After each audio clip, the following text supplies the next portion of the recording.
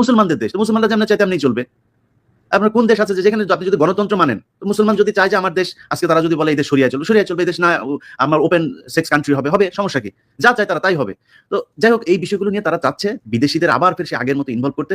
এখন সমস্যাটা সেটা হচ্ছে, যেটা নিয়ে আমরা আজকে আলোচনা করছি, ডক্টর মোহাম্মদ ইউনূস এই চীনের যেই সফরটা, শেখ হাসিনাকে ইন্ডিয়াতে গেলে কাদেরকে দিয়ে, বাইজি টাইজিদেরকে দিয়ে বরণ করতো, আমরা দেখেছি ঢোল তবলা দিয়ে, তারপরে নেচে গেলে শেখ হাসিনা নিজেও ডান্স করেছেন, এগুলো দিয়ে বরণ করতো। একটা ছোট্ট মন্ত্রীকে পর্যন্ত পাঠায় নাই, উপমন্ত্রী, মন্ত্রণালয়ের কর্মকর্তা, এদেরকে দিয়ে তাকে রিসিভ করাইতো।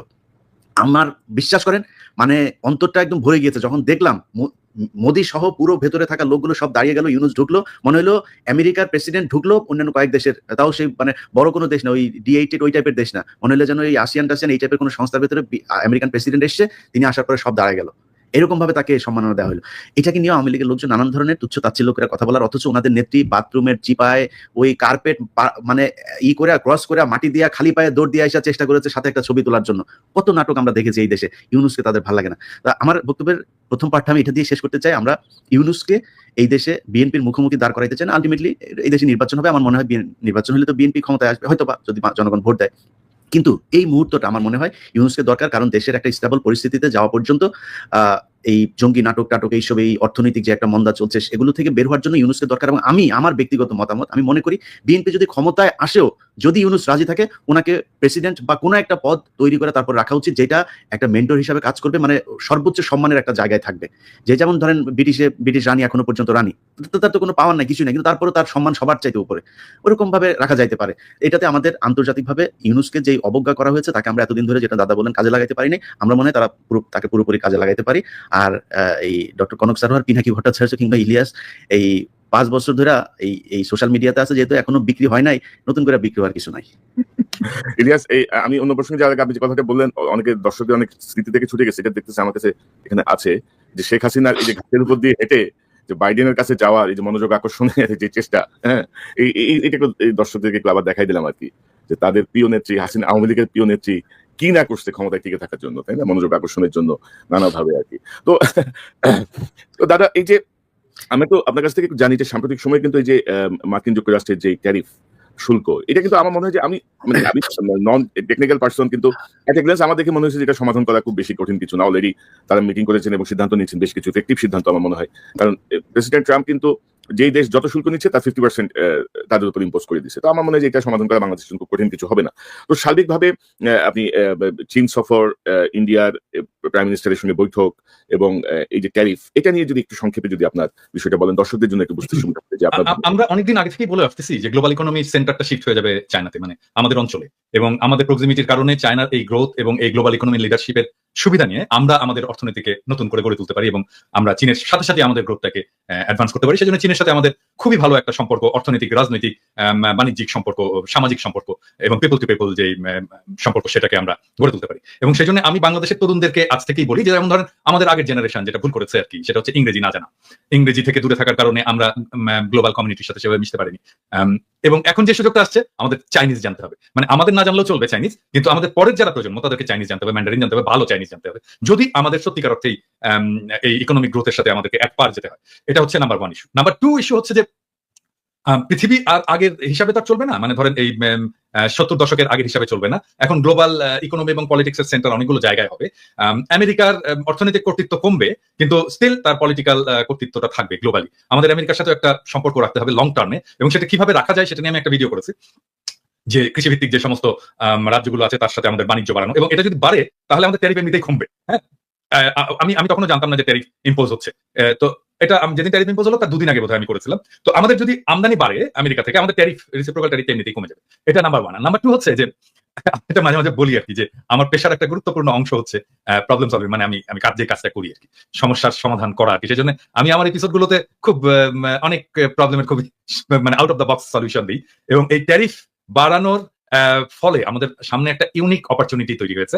আমি এইখানে এটা বলতে চাচ্ছি না, কারণ এই জন্য না যে চাই না সেটা না, আমি একটা এপিসোড করেছি কারণ এটা এক্সপ্লেইন করতে হবে যে আসলে কি করা যায় এবং কি করলে এই প্রবলেমটাকে আমি অপরচুনিটিতে শিফট করতে পারি। মানে বিজনেসে আমরা যা করি আর কি, যে প্রবলেম আমরা অ্যান্টিসিপেট করি আগে, এবং এই প্রবলেমটাকে কিভাবে আমি সুযোগ হিসেবে ব্যবহার করতে পারি, এটাই বিজনেসের মূল আর কি, কি বলবো, এটা কি তো যেহেতু আমি বিজনেসের লোক, আমার মাথায় ওইটাই সবসময় ঘুরতে থাকে যে সমস্যা কি হতে পারে, এটাকে আমি কিভাবে অপরচুনিটিতে শিফট করতে পারি।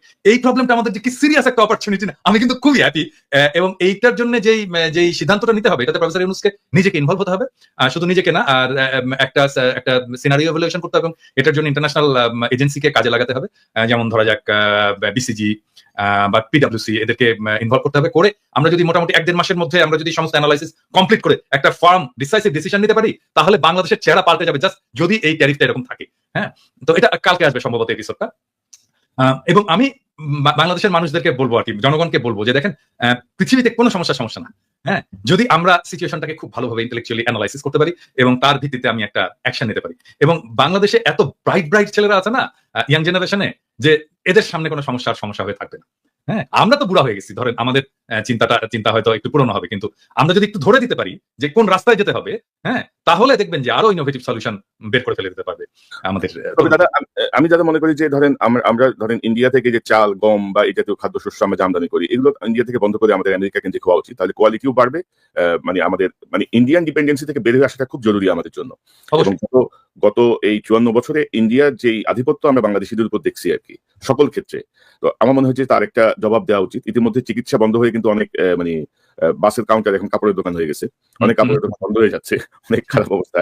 আমার মনে হচ্ছে তাদেরকে একটা শিক্ষা দেওয়া খুব জরুরি, জেন্টাল ওয়েতে আর কি, যে দেখো মানে আমি যখন ভারতীয় পণ্য বয়কট আন্দোলন করছিলাম আর কি, হ্যাঁ, সেই সময় আপনারা সবাই সাপোর্ট করেছেন, মানে ওই সময় ওদের কথাবার্তা দেখলে না গায়ে জ্বলুনি উঠতো আর কি। মানে ওদের এটা কি ছিল, সেটা হচ্ছে আমরা তো পয়সা দিয়ে কিনে আনি রে ভাই, সমস্ত পণ্য, ইন্ডিয়ান পণ্য তো আমরা পয়সা দিয়ে কিনে আনি, ওরা তো দয়া করে আমাদেরকে দান করতেছে না। ওদের বিষয়টা হচ্ছে কি, ওদের চাওয়াটা কি, আমাদের শুধু কিনলে চলবে না, আমাদের কিনতে হবে এবং তারপর কৃতজ্ঞ থাকতে হবে, দাদা আমাদেরকে দিয়েছেন, আপনারা না দিলে তো আমরা মরে যেতাম দাদা, এইটুকু শোনে না, সেই জন্য ওদের গায়ে জ্বলুনি।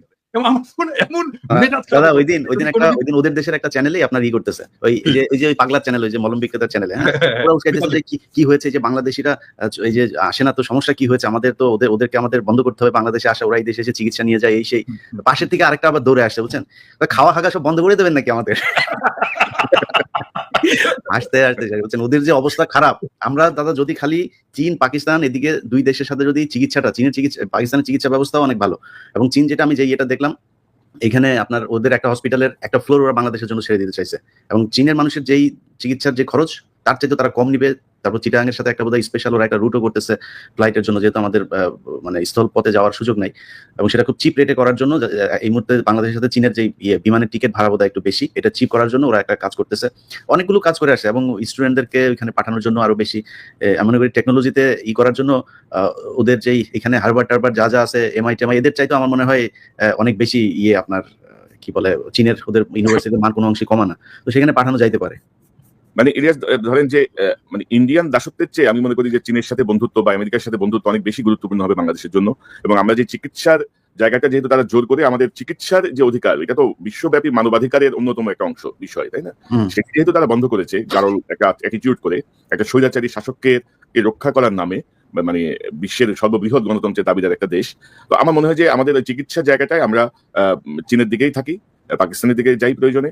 আর আমাদের দেশে তামিম ইকবালের চিকিৎসার পরে আসলে চিকিৎসকদের প্রতি অন্যরকম আস্থা বেড়ে গেছে না কনক, মানে আমাদের তো কিছু চিকিৎসার প্রবলেম আছে, এটা আমাদেরকে স্বীকার করতে হবে, বিং এ ডক্টর, এটা আমি সবসময় আত্মসমালোচনা হিসেবেই দেখি। হ্যাঁ, কিন্তু বাংলাদেশের চিকিৎসা ব্যবস্থাকে ঢেলে সাজাতে বড় জোর খুব বেশি হলে, মানে বাংলাদেশের থেকে যাবে না তো কোথাও, বরং বাংলাদেশে আসবে চিকিৎসা করতে, এটা করতে হলে বড় জোর 10 বছর সময় লাগবে। মানে ধরেন আমি যদি দেশে যাই 10 বছর যদি কাজ করতে, সরকারে থাকতে হবে না, সরকারে থাকার দরকার নেই, সরকারের বাইরে থেকে যদি আমি 10 বছর কাজ করতে পারি না, বাংলাদেশের হেলথ সিস্টেম একদম পুরো পাল্টায় দেওয়া সম্ভব। হ্যাঁ, এবং বাংলাদেশের মানুষজন বাইরে থেকে চিকিৎসা করতে আসবে। সমস্যাটা কোথায় হয় আসলে, মানে আমি বলি, মানে বিং এ ডক্টর, আমি আসলে এই জায়গাটা ডাক্তারদেরকেও আমি বলবো এটাকে করার জন্য, এটাকে হৃদয়ের সাথে উপলব্ধি করার জন্য। হ্যাঁ, একজন মানুষ যখন